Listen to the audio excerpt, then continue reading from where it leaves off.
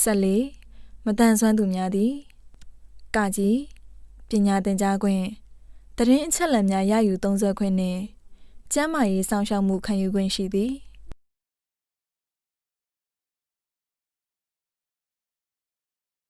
ခါကွေမွေးရပါအသက်ရှင်သန်ခွင့်လွတ်လပ်စွာပြောဆိုပိုင်ခွင့်နှင့်ကိုးကွယ်ပိုင်ခွင့်အပါအဝင်လူအခွင့်အရေးနှင့်အခြေခံလွတ်လပ်ခွင့်များကိုအခြားသူများနည်းတူခံစားခွင့်ရှိသည်ကငယ်တရားဝင်ရရှိသောငွေကြေးများပစ္စည်းများနှင့်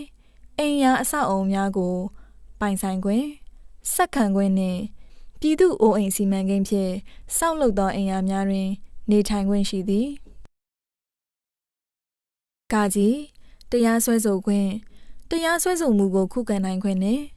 တပ်သေးဖြင့်စစ်ဆေးခံနိုင်ခွင့်တို့ရရှိရေးအတွက်တရားရုံးတွင်မတန်ဆွမ်းဖြစ်မှုအလိုက်လိုအပ်ချက်များကိုစီစဉ်ပေးရန်တောင်းဆိုခွင့်ရှိသည်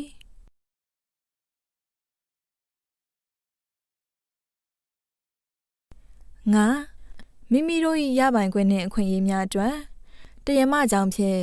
တရားစွဲဆိုရာတွင်ကြသင့်သောရုံးခွန်ကင်းလွတ်ခွင့်ရှိသည်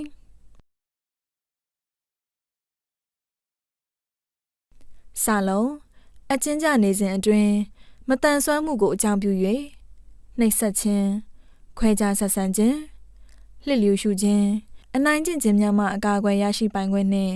မတန်ဆွမ်းမှုဆိုင်ရာဝန်ဆောင်မှုများရရှိပိုင်ခွင့်ရှိသည်